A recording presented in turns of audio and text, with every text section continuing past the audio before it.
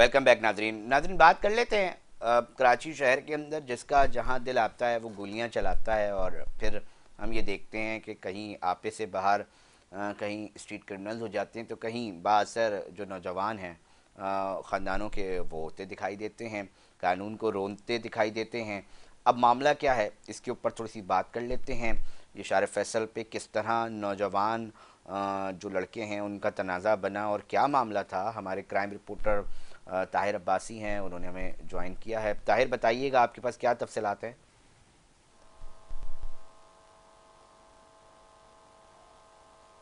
जी ताहिर, ताहिर से रब्ता करने की कोशिश की जा रही है। ताहिर अब्बासी, बताइएगा क्या मामला है, किस तरह कानून को रोंदने लगे हैं ये? ताहिर अब्बासी से रब्ता करने की टीम कोशिश कर रही है। मामला क्या है कि एक साबिक दोस्त और उसके पीछे नौजवान को गुस्सा आया, उन्होंने उसका पीछा किया और फिर गोलियां चल गईं। पुलिस ने ताहाल वाक़े का मुकदमा दर्ज नहीं किया है, और गोलियां चलने के बाद जो है वो कौन कौन ज़ख्मी हुआ, कितने सिक्योरिटी गार्ड ज़ख्मी हुए, इन तमाम को आज इस प्रोग्राम के अंदर कोशिश करेंगे डिस्कस करने की। और आखिर ये कब तक चलता रहेगा? अगर मेन शाहराहों के अंदर कहीं ना कहीं किसी न किसी जहन के अंदर ये मालूम है कि जी कराची के अंदर जो दिल चाहे कर दें जी, कोई पूछने वाला नहीं है, बंदा मार दें, कोई मसला नहीं है जी, तो बात यह है कि फिर ये जो सोच पनपती है वो क्यों पनपती है और किस तरह इस तरह के इकदाम उठा लिए जाते हैं, ये एक बड़ा बहरहाल सवाल है। ताहिर अब्बासी, तफसीलात से आगाह कीजिएगा हमारे नाजरीन को। ये मामला है कि अब तक मुकदमा का जो इंदराज है वो हुआ? शुक्रिया अली रजा साहब। गुज़िश्ता रात यानी मंगल और बुध के दरमियानी शब तकरीबन रात 3:20 से ये एक वाकया रिपोर्ट हुआ है। Karachi airport air force security forces ने इस वाकये को रिपोर्ट किया गया, जिसपे दो हाई प्रोफाइल गाड़ियों में सवार अफराद थे। उन्हें एयरपोर्ट सिक्योरिटी फोर्सेस ने चेक पोस्ट नंबर 1 से हिरासत में लिया। एक गाड़ी जो थी वो ऊपरी बुल तक, ब्रिज तक पहुंच चुकी थी, उसे वहां से पकड़ा गया। बाद में पता चला कि ये गाड़ियां जो थी ये पूरे शारा फैसल पर खौफ फैलाती हुई एयरपोर्ट सिक्योरिटी फोर्स तक की हदूद तक पहुंची है और इन्हें चेक पोस्ट नंबर 1 पर रोका गया है। जब पुलिस ने इस पूरे मामले की तहकीकात की तो जो जुनूनी आशिक था उसने जब अपनी साबिका गर्लफ्रेंड को एक क्लब में किसी और के साथ देखा तो क्लब से निकलने के बाद उसने इनका ताकुब किया है, और ताकुब के बाद शारा फैसल पर ये पहले उन पर गोलियां बरसाता रहा, फिर वो इनकी गाड़ी पर गोलियां बरसाते रहे। ये सिलसिला तकरीबन 7 मिनट तक जारी रखा गया। इस पूरे वक़्वे में तकरीबन कई जो है वो मैगजीन फायर हुए हैं। ये बिलाखिर एक पहली जो गाड़ी थी वो एयरपोर्ट में दाखिल हुई, उसके पीछे दूसरी गाड़ी दाखिल हुई है।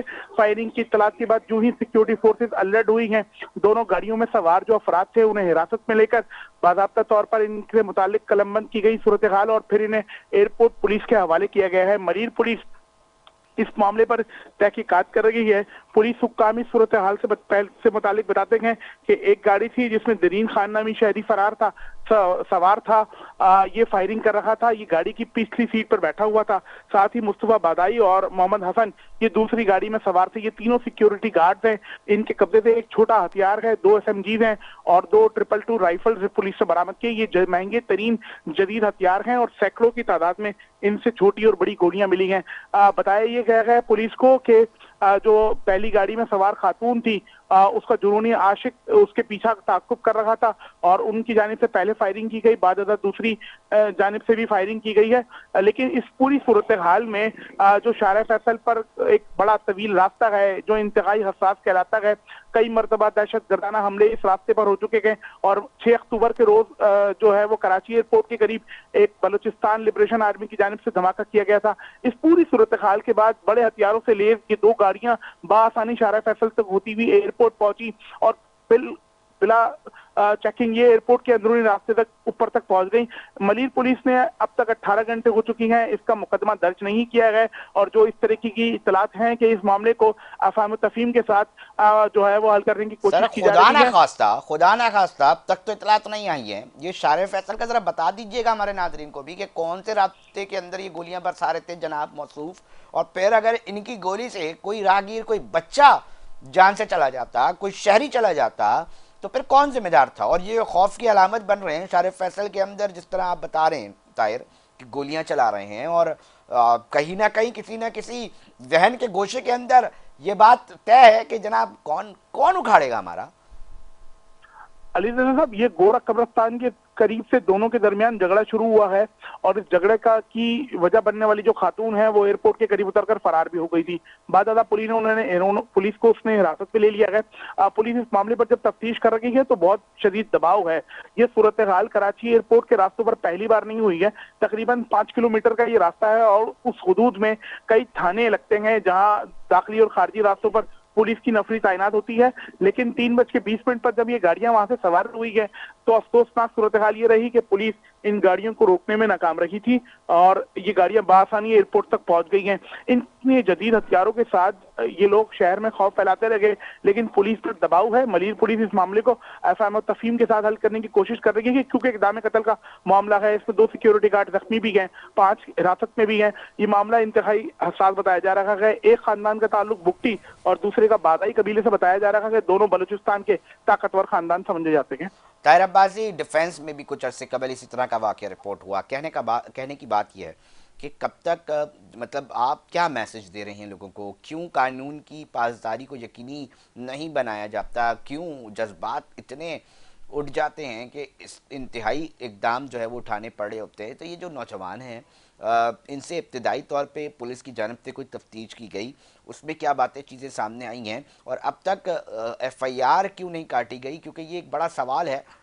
भले ही क्या इसके हवाले से चीज़ें निकलेंगी, क्योंकि भले ही आपस में कॉम्प्रोमाइज़ हो जाता है, तो क्या सरकारी सतह पे जो खौफो रास फैलाया गया इलाके में उस पर पुलिस की मुद्दत में एफआईआर नहीं होनी चाहिए? अली साहब, बिल्कुल बिला तफरीक और फौरी तौर पर इस वाक्य को रिपोर्ट करना चाहिए क्योंकि जिस जिस तरह वक्त गुजरेगा इसके शवाहिद मिटते जाएंगे और तफ्तीशकारों को इसकी जो है वो इन्वेस्टिगेशन में बड़ी दुश्वारी का सामना हो सकता है। इस सूरत हाल पर आईजीएसएन पहले भी कई मरतबा कह चुके हैं कि क्राइम सीन यूनिट की शवाहिद इकट्ठा करते ही इब्तदाई रिपोर्ट की रोशनी में मुकदमा फौरी दर्ज करने के अहकाम हैं। लेकिन मलिर पुलिस न जाने कौन सा ऐसा दबाव है कि जिसमें आकर हरबे इस्तेमाल। बहुत शुक्रिया ताहिर अब्बासी। नाजरीन तफसीलात से आगाह कर रहे थे। चीज़ें चल रही हैं, स्क्रीन पे देख सकते हैं। ये कब तक चलता रहेगा इस शहर के अंदर, ये एक बड़ा सवाल है। अगर आपने असला ख़रीद लिया है, आपके पास सिक्योरिटी गार्ड्स हैं, तो कतई इसका ये मतलब नहीं है कि आप किसी भी मामले के अंदर, और बिलखुसूस इस तरह का इंतहाई मामूली मामला जिसके अंदर आप जो हैं अपने आप से बाहर हो जाएं और ना किसी शहरी की जान की कदर करें और ना ही किसी इंसान को इंसान समझें, और आप शहरियों के बीचों बीच एक अहम शाहराह के अंदर खुलेआम फायरिंग करते रहें। और अफसोस ये है कि इस शहर के अंदर, थानों के अंदर साइकिल चोर को तो फौरी पकड़ लिया जाता है, उसके ऊपर तो सारे कानून लागू कर दिए जाते हैं, मगर न जाने क्यों ये शहरी सवाल करने पर मजबूर ज़रूर होंगे कि आखिर क्या वजह है, ऐसे क्या दबाव हैं कि अब तक कई घंटे गुजर चुके हैं, अब तक मुकदमा जो है वो दर्ज नहीं हुआ। आखिर कौन लोग बैठकर कौन सी अफ़ाम तफ़हीम की बात करने की कोशिश कर रहे हैं? अगर अफ़ाम तफ़हीम हो भी जाती है तो ये जो गोलियां चली हैं, ये जो ज़ख्मी हुए हैं लोग, और बिलखुसूस अगर किसी को गोली लग जाती तो उस तमाम पहलुओं को देखते हुए क्या पुलिस एफआईआर नहीं काटेगी या नहीं काटना चाहिए, इनके ऊपर हमारी जो टीम है